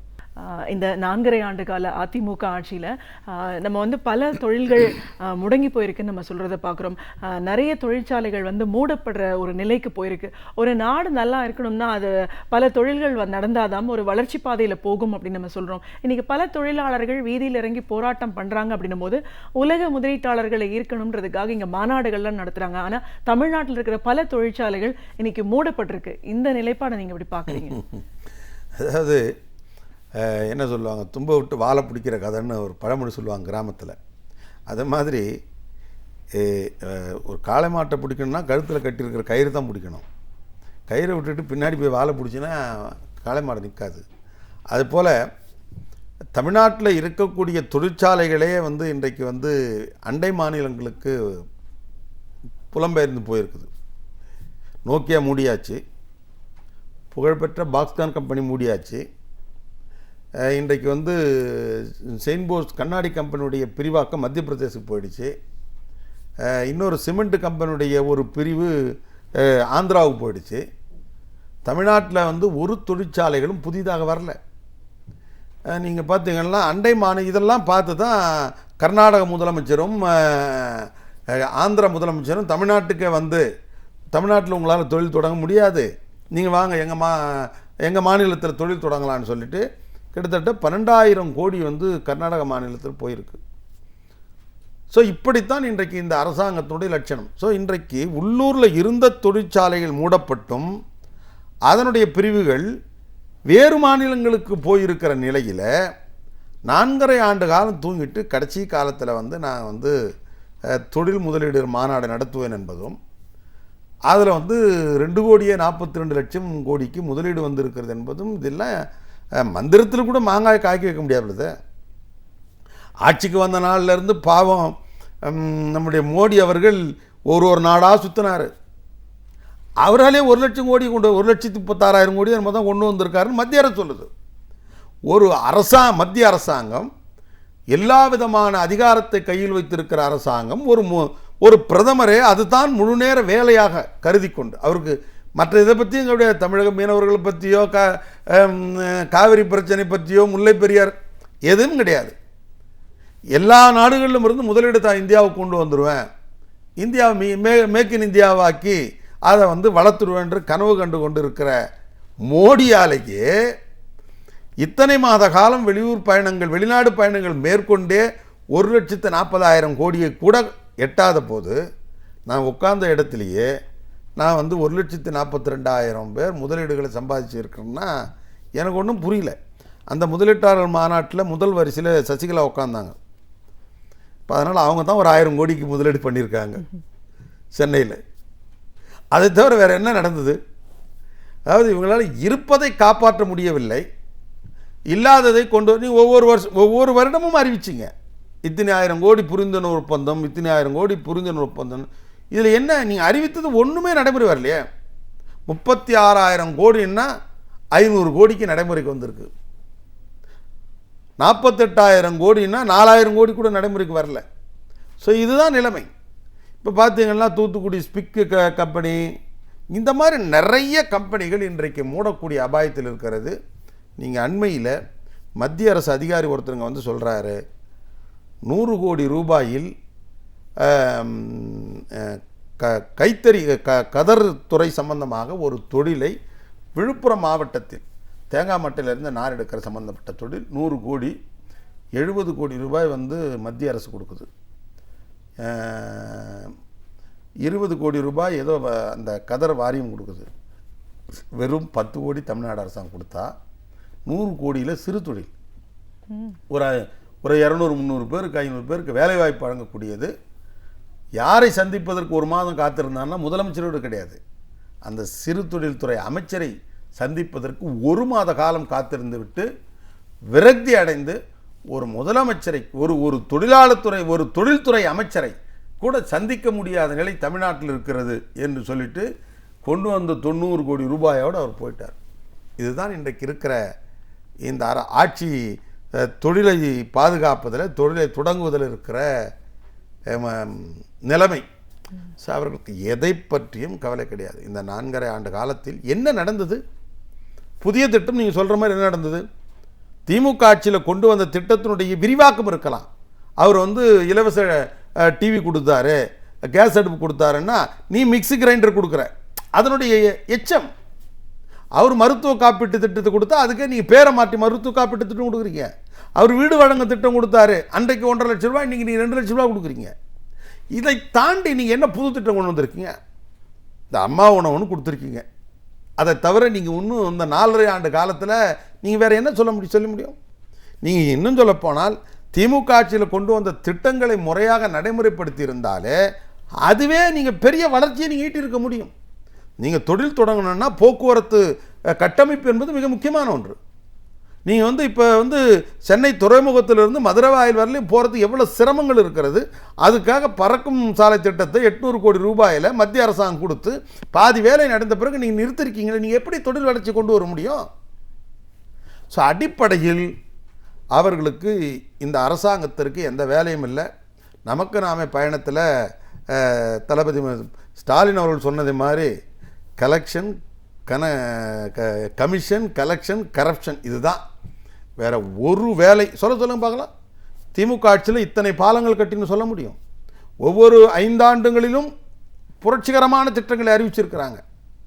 பெண்களுக்கு சுய திட்டம் முதல்ல கொண்டு வந்தது, இலவச மின்சார திட்டம் விவசாயிக்கு முதல்ல கொண்டு வந்தது, குடிசை மாற்று வாரிய திட்டம் முதல்ல கொண்டு வந்தது, தமிழை செம்மொழியாக்கியது, தொழிலாளர் துறைக்கென்று தனி அமைச்சகத்தை கொண்டது, எம்பிசி பிரிவினருக்கு தனியாக 20% இடஒதுக்கீடு கொடுத்தது, அருந்ததியருக்கு உள்ஒதுக்கீடு கொடுத்தது. இதெல்லாம் சிந்திக்காத புதிய திட்டங்கள், காலகாலத்திற்கு சொல்லக்கூடியது. 5 ஆண்டு காலத்தில் என்ன புதிய திட்டம் சொன்னங்க? ஒன்றும் சொல்ல முடியாது. ஸோ எதை பற்றியும் கவலைப்படாத ஒரு ஆட்சியாக இருக்கிறது. அமைப்புச்சாரா தொழிலாளர்கள், கட்டுமான தொழிலாளர், விவசாய கூலிகள் எல்லாம் கொதிச்சு போயிருக்கிறாங்க. மக்கள் இந்த ஆட்சியை மாற்றுவதற்கு தயாராக இருக்கிறார்கள். ஆனால் துரதிர்ஷ்டவசமாக தமிழ்நாட்டில் இருக்கிற கட்சிகள் பல பேர் நாங்கள் அதிமுகவை வீழ்த்துவோம் என்று சொல்லிக்கொண்டு அதிமுகவிற்கு சப்போர்ட்டாக மறைமுகமாக செயல்பட்டு கொண்டிருக்கிறார்கள். நான் இந்த நேரத்தில் அவர்களெல்லாம் கேட்பது, நீங்கள் பீகாரை திரும்பி பாருங்கள். மிகப்பெரிய சக்தியோட இந்தியாவினுடைய ஆட்சி அதிகாரத்தை கையில் வைத்துக்கொண்டு 1,00,000 கோடி பீகாருக்கு கொடுப்பேன் என்றெல்லாம் அறிவித்த மோடியை வீழ்த்தி இன்றைக்கு பீகாரில் வெற்றி பெற்றிருப்பது என்பது ஒரு வலிமையான கூட்டணி. இந்த கூட்டணி தான் ஒரு சர்வாதிகாரத்தை, மோசமான ஆட்சியை வீழ்த்த முடியும். எனவே இங்கே தமிழ்நாட்டில் இருக்கிற கட்சிகள் எல்லாம், தமிழ்நாட்டுக்கு ஒரு முதலமைச்சர் தானே இருக்க முடியும். ஆளுக்காலு முதலமைச்சர்னா எத்தனை கோட்டை கட்டுறது, எத்தனை சேர போடுறது, எல்லாம் அவங்க உயரத்தை அளந்து பார்க்கணும். அளந்து பார்த்து நமக்கு முதல் பொது எதிரி யார்? எல்லாரும் சொல்கிறீங்க பொது எதிரி அந்த அண்ணா அதிமுக ஆட்சின்னா, அப்போ அதுக்கு என்ன வழி? ஸோ அதெல்லாம் மக்கள் தயாராகி இருக்கிறார்கள். அதெல்லாம் தாண்டி நான் கூட ஒரு கலைஞர் டிவி ஒரு தொலைக்காட்சி நேரடி நிகழ்ச்சியில் சொன்னேன், தமிழ்நாட்டு மக்கள் ரொம்ப தெளிவானவர்கள். நீங்கள் 234 பேர் போட்டியிட்ட ஒரு தொகுதியில் யாரை வெற்றி பெற செய்ய வேண்டும் என்று அத்தனை சின்னத்தில் அவருக்கு வேண்டிய சின்னத்தை தேடி ஓட்டு போட்டு வெற்றி பெற செய்தவர்கள். ஆகவே அதிமுக ஆட்சி அகற்றப்பட வேண்டும் என்றால் அதற்கு மாற்று திமுக என்பதை மக்கள் சரியாக உணர்ந்திருக்கிற காரணத்தினால் அது எங்கே எப்படி சுற்றி என்ன வலைப்பின்னாலும் மக்கள் தேடி தெளிவாக வாக்களிப்பார்கள். ஒரு மாற்றம் வந்தால்தான் இந்த நாட்டையும் தொழிலாளர்களையும் காப்பாற்ற முடியும். நிச்சயமா சார். விவசாய தொழிலாளர்கள் கட்சி தலைவர் அப்படிங்கிற முறையிலையும், கட்டுமான தொழிலாளர்கள் சங்கத்தோட முன்னாள் தலைவர் என்ற முறையிலையும், இன்னைக்கு அமைப்பு சாரா தொழிலாளர்கள் அப்படின்னா யாரு, அவங்க இன்னைக்கு எந்த நிலையில இருக்காங்க, அவங்களோட தேவைகள் என்னவா இருக்கு, திமுக ஆட்சி காலத்துல அவர்களுக்கான நலவாரியம் எப்படி செயல்பட்டு இருந்துச்சு, இன்னைக்கு ஒரு விஷயத்துக்கும் வீதியில் இறங்கி போராடிதான் அதை அடையணும்ன்ற ஒரு நிலைப்பாடுல இந்த அரசாங்கம் செயல்பட்டு இருக்கு. இதுல ஒரு மாற்றம் தேவைன்னா என்ன பண்ணணும் அப்படின்னு பல விஷயங்களை எங்களோட நீங்க முழுமையா பகிர்ந்ததுக்கு ரொம்ப நன்றி. பல வித்தியாசமான தகவல்களை நாள்தோறும் நம்மிடையே பகிர்ந்து கொண்டு வரும் பேராசிரியர் சுபவீர பாண்டியன் அவர்கள் இன்றைக்கு என்ன தகவல்களை நமக்காக கொண்டு வந்திருக்கிறார் என்பதை கவனிக்கலாம். நிகழ்ச்சியில் அடுத்த பகுதியாக வரவிருப்பது ஒன்றே சொல் நன்றே சொல்.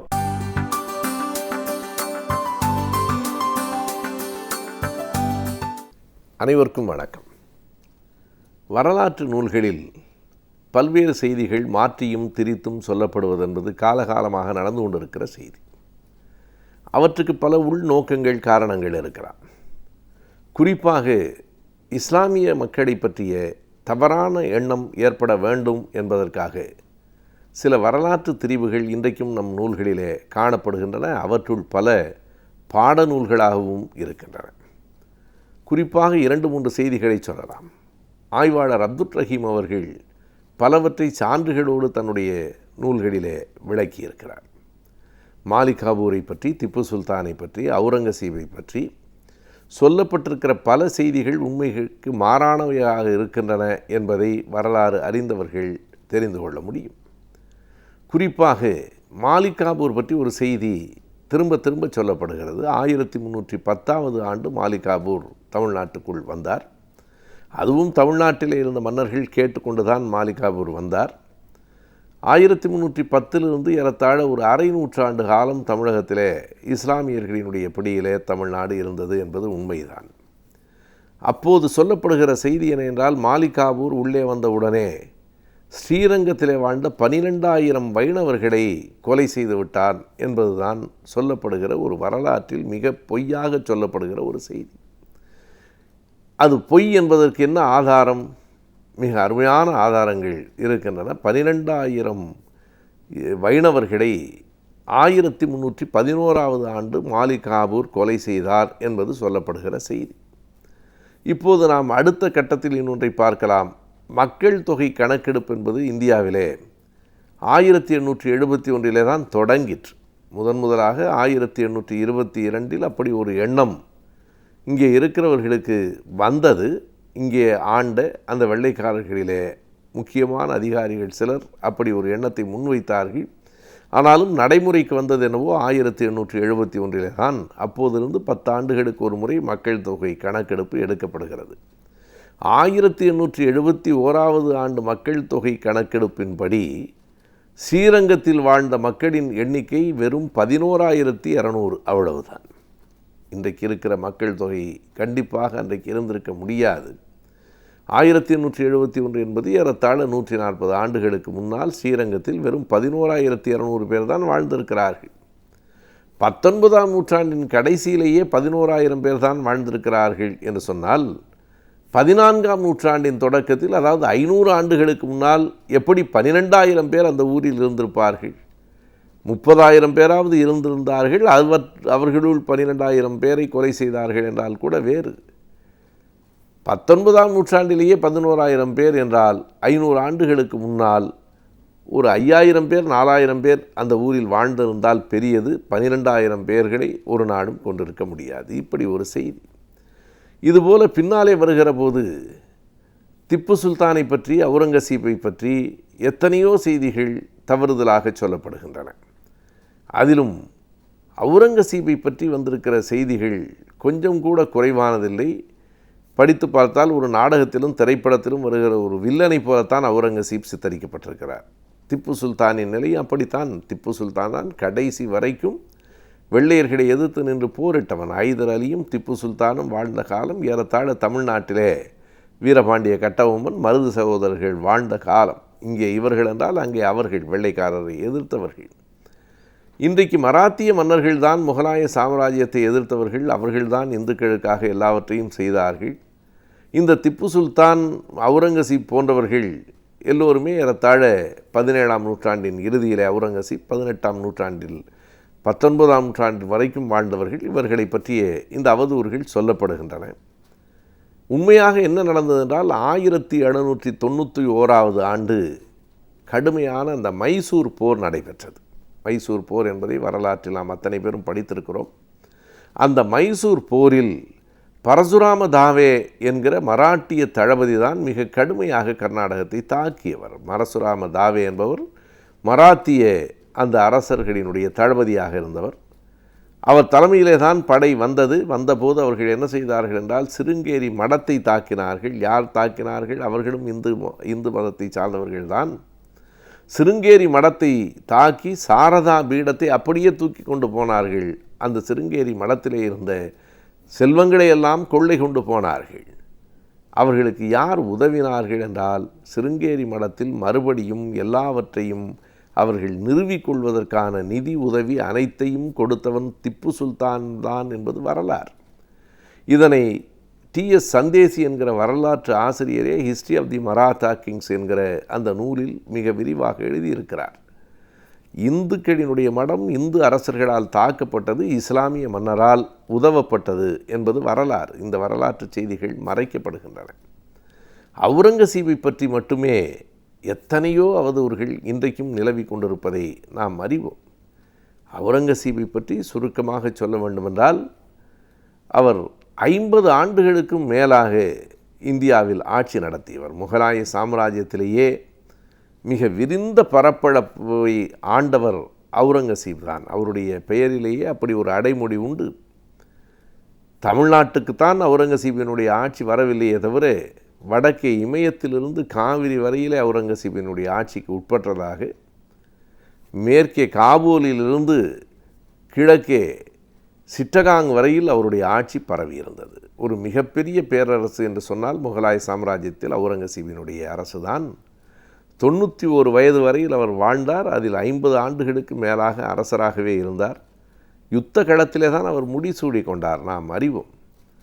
அவர் பல நன்மைகளை இந்து மதம் சார்ந்தவர்களுக்கும் செய்திருக்கிறார் என்பது உண்மை. இன்றைக்கும் தஞ்சை மாவட்டத்தில் இருக்கிற திருப்பனந்தாள் மடம் இருக்கிறதே, அந்த மடத்துக்கு போனாலே அந்த வரலாற்று செய்தி நமக்கு தெரியும். திருப்பனந்தாள் மடத்தினுடைய முதல் மடம் காசியில் இருக்கிறது.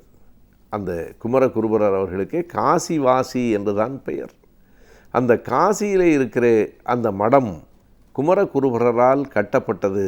குமரகுருபரரே எழுதியிருக்கிறார், யார் செய்த நிதி உதவியால் என்றால் அவுரங்கசீப் செய்த நிதி உதவியால் தான் அந்த மடம் கட்டப்பட்டிருக்கிறது. அதனுடைய கிளை மடம்தான் திருப்பனந்தாளில் இருக்கிறது. எனவே இஸ்லாமியர்கள் இப்படி மதத்தை தாண்டி அந்த மன்னர்கள் பல நன்மைகளையும் செய்திருக்கிறார்கள். இந்து மதங்களை, இந்து மத கோயில்களை தாக்கியதே இல்லையா என்றால் எல்லா அரசர்களும் அதைத்தான் செய்திருக்கிறார்கள். அதில் இந்துக்கள் என்றும் இஸ்லாமியர்கள் என்றும் வேறுபாடு இல்லை. ஒரு மன்னர் என்றால் அடுத்த நாட்டை போய் தாக்குவது என்பது இயல்பாக நடந்து கொண்டிருந்த ஒரு செய்தியாகத்தான் இருக்கிறது. அப்படி தாக்குதல்களும் நடைபெற்றிருக்கின்றன.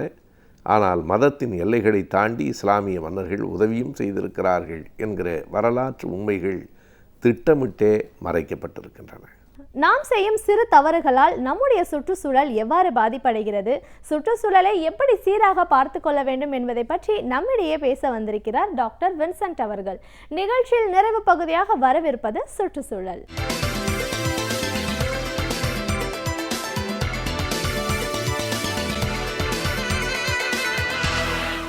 இயற்கையின் ஒரு பொக்கிஷமாக விளங்கக்கூடியது தான் மூங்கில் என்று சொல்லப்படுகிற ஒரு உன்னதமான மரம்.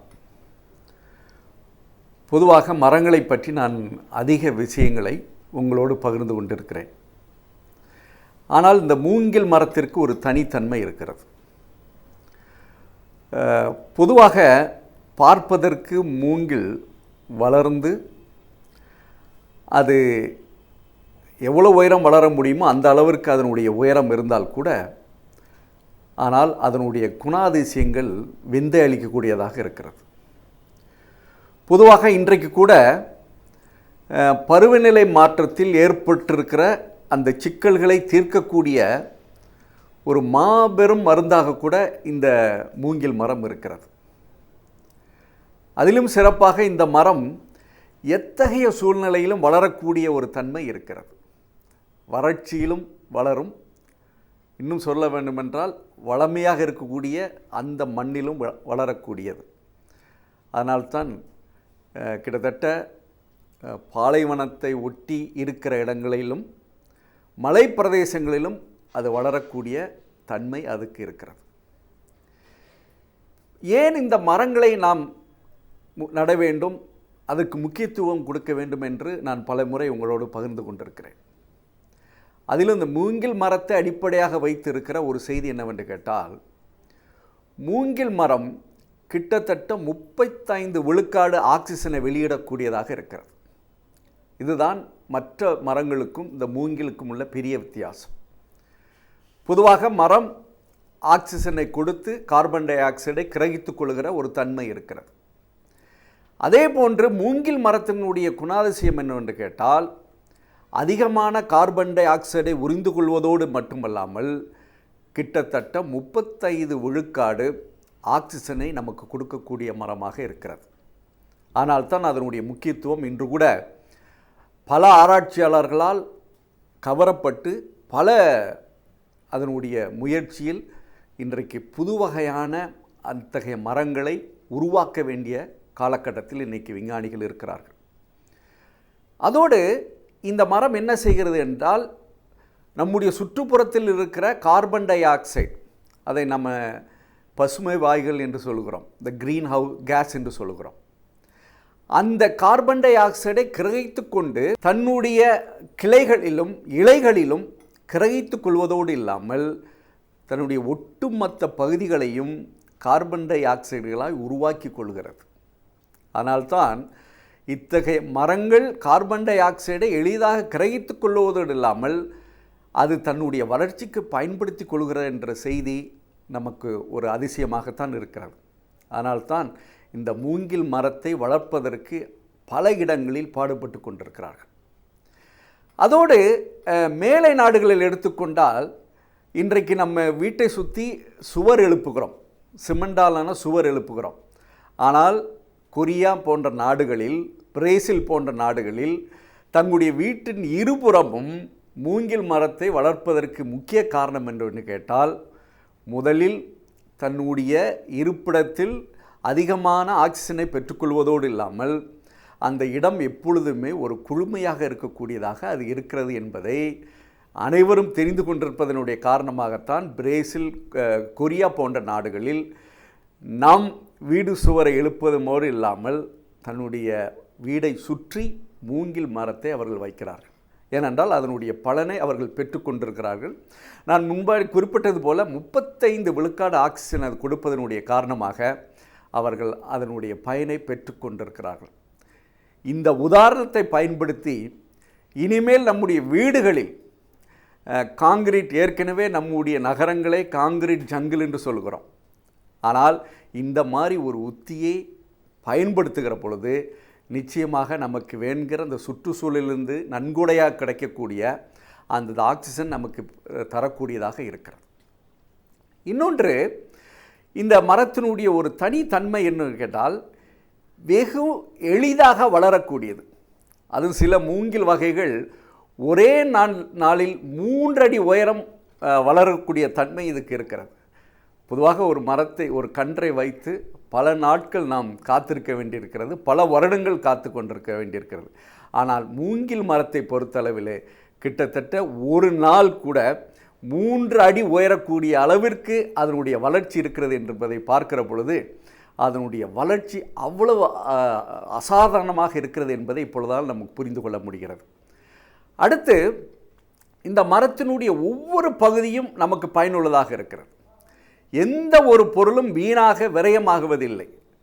பொதுவாக சில நேரங்களில் ஒரு மரத்தை வெட்டுகிற பொழுது அந்த மரத்தினுடைய இலைகளோ இல்லை கிளைகளோ சில நேரம் வெட்டி எறியப்படும். ஆனால் மூங்கில் மரத்தினுடைய ஒவ்வொரு பகுதியும் நமக்கு பயனுள்ளதாக இருக்கிறது. அடுத்து, இதை கிட்டத்தட்ட நட்டு வைத்து வளர்க்கிற அந்த சூழ்நிலையில் ஒரு வருடமிருந்து 5 ஆண்டுகள் வரைக்கும் நாம் அதனுடைய பயணத்தை பெற்றுக்கொண்டு அதை மீண்டும் வெட்டி சிறிது நாட்களிலே அது வளரக்கூடிய தன்மை அது இருக்கிறது. ஆனால் தான் இந்த ரீசைக்ளிங் ப்ராசஸ் என்று சொல்கிறார்கள். மற்ற மரத்தை கூட வெட்டிவிட்டால் அடுத்து வைத்து வளர்க்க வேண்டும். ஆனால் மூங்கில் மரத்தை வெட்டுகிற பொழுது அது மீண்டும் தலைத்து வளரக்கூடிய தன்மை அதுக்கு இருப்பதனால் அது மிகவும் ஒரு உன்னதமானதாக கருதப்படுகிறது. அடுத்து, விவசாயத்திற்கு இந்த மரத்தினுடைய தன்மை மிகவும் முக்கியமானதாக இருக்கிறது. நான் ஏற்கனவே குறிப்பிட்டது போல மேலை நாடுகளில் வயல் வரப்புகளில் இந்த மரத்தை வைக்கிறார்கள். ஏனென்றால் ஈரப்பசையை பாதுகாக்கிற தன்மை இதுக்கு இருக்கிறது. ஆனால் தான் அந்த ஈரப்பசையை பாதுகாக்கிற வகையில் வயல் வரப்புகளில் இந்த மரங்களை அவர்கள் நட்டு வைக்கிறார்கள் என்பதை பார்க்கிற பொழுது இன்று கூட நம்ம இந்தியாவில் சில இடங்களில் பார்க்கிறோம். மேலை நாடுகளில் அதனுடைய தன்மையை புரிந்து கொண்டதன் காரணமாக அவர்கள் அதை நட்டு வைத்து அதனுடைய ஈரப்பசையை பாதுகாக்கிற ஒரு உன்னதமான உத்தியை அவர்கள் வைத்திருப்பதனால் அவர்களுடைய விவசாயத்தினுடைய தன்மை அதிகமாக இருக்கிறது. அடுத்து, இந்த மரத்தினால் பொருளாதார வளர்ச்சி மக்களுக்கு அதிகமாக ஏற்பட்டிருக்கிறது. ஏனென்றால் மூங்கிலினால் செய்யப்படுகிற பொருள்கள் இன்றைக்கு பல இடங்களில் பார்க்கிறோம். அதிலும் சிறப்பாக கிராமத்தில் இருக்கிறவர்கள் இந்த மரத்தை பயன்படுத்தி செய்யப்படுகிற பொருள்கள் வெளிநாட்டிற்கு ஏற்றுமதி செய்யப்படக்கூடிய அளவிற்கு அதனுடைய தன்மை இன்னைக்கு இருந்து கொண்டிருக்கிறது. ஆனால் இந்த மூங்கில் மரத்தினுடைய ஒவ்வொரு பயனையும் பார்க்கிற பொழுது பல வகையில் பொதுவாகவே மரத்தை வெட்டுவது என்பது ஒரு எதிர்மறையான செயல் என்று நமக்கு தெரியும். ஆனால் இன்னொரு செய்தி நான் இங்கு சொல்ல விரும்புகிறேன். பொதுவாக ஒரு மரம் வளர்ந்த பிற்பாடு அதனுடைய பயன்பாட்டில், சுற்றுப்புற சூழலை பாதுகாக்கிற பயன்பாட்டில் சிறிய பின்னடைவு இருக்கிறது. அது அதிசயமாக கூட நமக்கு இருக்கலாம். பொதுவாக அதிகமான வருடம் கொண்ட மரங்கள் வெளியிடுகிற ஆக்சிஜனுடைய தன்மை மிகவும் குறைவாக இருக்கிறது. ஆனால் நாம் வைத்திருக்கிற இந்த மாதிரி மூங்கில்கள் எப்பொழுதுமே 35 விழுக்காடு ஆக்சிஜனை கொடுக்கக்கூடியதாகத்தான் இருக்கிறது. அதனால்தான் இந்த மரத்தை நாம் அதிகமாக உருவாக்க வேண்டுவதோடு இல்லாமல் இன்றைய உலக வெப்பமயமாக்கலினுடைய தாக்கத்தை குறைப்பதற்கு இந்த மரத்தினுடைய பயன் அதிகமாக இருக்கும் என்று இன்றைக்கு ஆராய்ச்சியாளர்கள் சொல்கிறார்கள். ஆனால் இந்த மரத்தினுடைய பயனை நாம் பெற்றுக்கொள்வதோடு இல்லாமல் அதனால் நம்முடைய இந்த பூமியினுடைய தட்பவெப்ப நிலையை சீராக்குவதற்கு இந்த மரம் மிகவும் பயனுள்ளதாக இருக்கிறது என்பதை பார்க்கிற பொழுது இயற்கையின் உன்னத கொடையாக இருக்கின்ற இந்த மூங்கில் மரத்தை நாம் பல இடங்களில், சிறப்பாக தமிழகத்திலும் இந்தியாவிலும் இதனுடைய பயன்பாட்டை நாம் அதிகரிக்க நம் மக்களுக்கு வேண்கிற சுவாசிக்கின்ற அந்த உன்னதமான ஆக்சிஜன் என்று சொல்லப்படுகிற காற்று நமக்கு கிடைப்பதோடு இல்லாமல் நம்முடைய நாட்டில் இந்த வெப்பமயமாக்கலை தவிர்ப்பதற்கு இது ஒரு உன்னத மரமாக இருக்கும் என்று பார்க்கிற பொழுது நாம் அனைவருமே சிறப்பாக இளைஞர்கள் இந்த மரம் நடுவதில் அதிலும் சிறப்பாக மூங்கில் மரத்தை நட்டு நம்முடைய இயற்கையை பாதுகாப்பதற்கு அவருடைய சேவையை ஆற்ற வேண்டும்.